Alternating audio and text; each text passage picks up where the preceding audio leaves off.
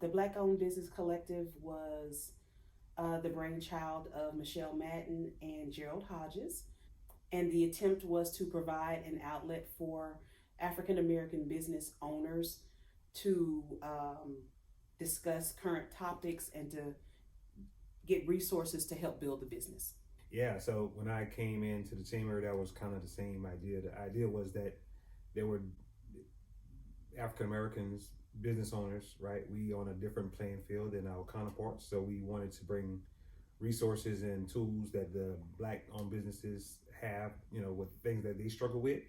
It's different than our counterparts, so we wanted to try to fill that gap and try to help them to kind of have the tools and resources that they need.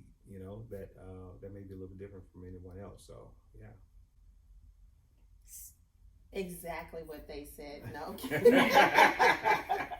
No, it was definitely, I think, gave us an opportunity for diversity to be brought among into the community of Grand Prairie.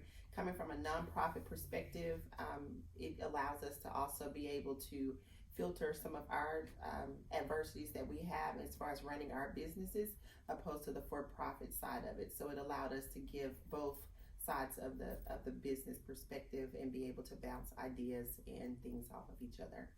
I think the way that African Americans look at business, I think, is always just a matter of we don't look at it as a business. We look at it more of we call it a business, but it's truly we're self-employed, right? We're working, we're doing things, and just the knowledge and everything that we have, because business wasn't passed on down to us. When you say, right, from parents or so for forth, the most so part, right, so but our counterparts is different, right? I think a lot of those individuals were maybe inherited stuff, or they got the resources, the funds. But for us, we just really had to bootstrap our own business, our own ways, and I think, and that's not to put fault or blame on anyone, but it's just that our upbringing and our knowledge of business, I think there's a huge lack in that area. We were taught to be self-made. Mm-hmm. We were taught to utilize your own funds. You save your money so that you can start your own business and be your own boss, and you utilize your own funding to get that done. That's not the way other cultures are taught, because when we went to the bank, when our mothers and our grandmothers and their mothers and grandmothers, our ancestors went to the bank to get funding, they were denied. So we were taught and we were raised, you need to have your own capital at your disposal so that you can do what you want to do. And that's good to a certain extent. You need to have your own capital, but when you run through that, as when life happens and business happens, then what's next? What happens next? That's when a lot of us fail. That's when a lot of Black businesses fold. And so the curve at this point is to provide the education to give us longevity, to give us the education and the resources so that we can start the business off correctly in the first place, so that you have the option to go to the bank. Whether you might not want to go, but you might need to go. And when that time comes, that you're able to be successful when you do go. For me, in running a nonprofit as well as a for-profit, being a real estate agent, still entrepreneurship. But as a nonprofit, what happened is I started the business as a hobby, I was told. And it was a passion. It was something that a lot of times you mentioned, Kevin, is how we start business. We're self-made or self-employed. It was a hobby, what I finally realized. And I wasn't really running it as a business. I was passionate about what I was doing. I wanted to serve the community. And so that's the reason why I started doing business the way that I was doing it. Further along, after using all of your resources, your own money, your own everything, you realize that now what do I do? So then you look at it as a business perspective, and you have to go back and try to cultivate everything that you learned along the way to make it and turn it into a business. And so if we would have been given a lot of the educational side to it, then we would have done things differently.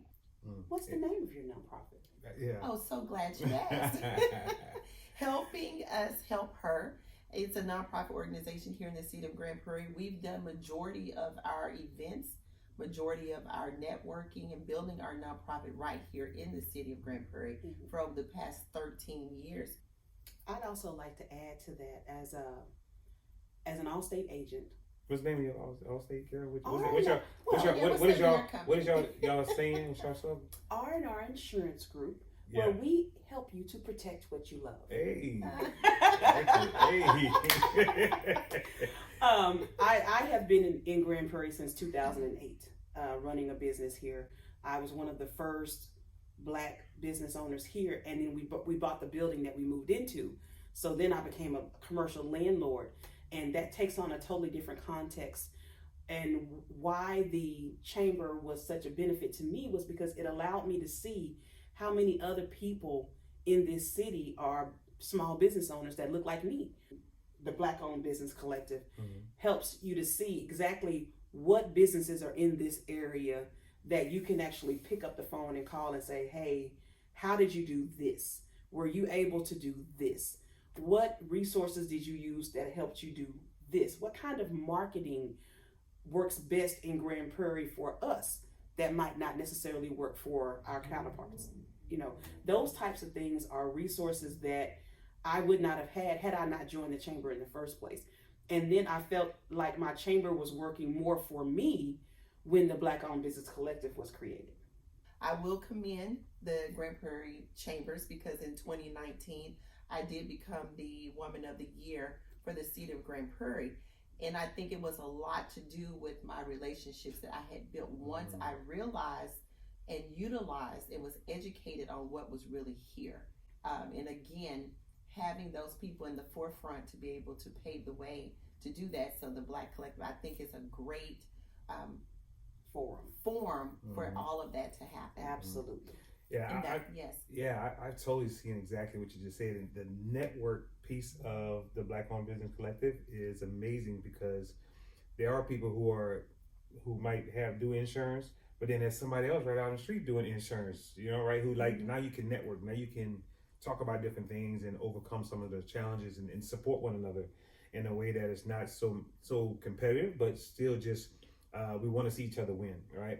And for me, working with the collective, that's been the main thing. It's like I want to see everybody truly win.